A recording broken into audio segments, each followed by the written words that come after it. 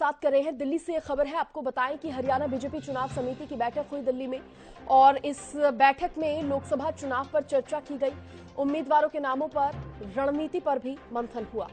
उम्मीदवारों को लेकर जो फैसला होगा वो हाईकमान लेगा, सुधा यादव ने कहा।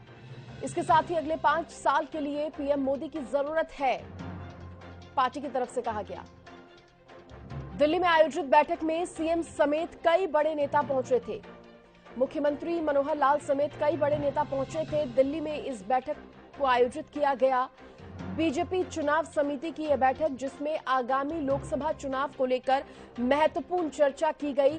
इसके साथ ही उम्मीदवारों के नामों पर भी मंथन हुआ, तो रणनीति बनाई गई आगे चुनावों को लेकर। देखिए, बैठक के बाद जब सवाल किया गया तो सुधा यादव ने कहा कि रणनीति पर मंथन हुआ है।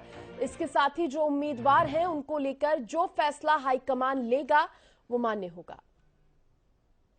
तो चुनावों की तैयारी में पार्टी जुटी हुई है और उसी के चलते ये महत्वपूर्ण बैठक रखी गई। चुनाव समिति की बैठकें होती है, हर सीट का पैनल बनाया जाता है, उसके ऊपर डिस्कशन होता है और फिर केंद्रीय चुनाव समिति के पास में पैनल जाता है और वहां पर निर्णय किया जाता है। मौजूदा सांसदों को लेके मैम कोई फॉर्मूला, क्योंकि 75 पार वाला तो फॉर्मूला हमने देखा। मौजूदा सांसदों का फॉर्मूला केंद्र तय करेगा, वो राज्य के जुरिस्डिक्शन के बाहर है। कितने नामों पर डिस्कशन, 10 सीट के 10 की 10 पे लड़ना है या फिर जेजेपी के साथ कोई गठबंधन भी हो सकता है? भारतीय जनता पार्टी तो सभी पर तैयारी करेगी। गठबंधन का काम भी ऊपर वालों का है, राज्य का नहीं है। पैनल बन गया है क्या? पैनल बन गया है। एक सीट से कितने लोग पैनल है मैम? पैनल अलग अलग है, किसी सीट पे 2 हैं, किसी पे 4, किसी पे 5। कब तक ऐलान हो जाएगा वैसे मान के चलें? मुझे लगता है कि चुनाव जब तक घोषित होंगे तब तक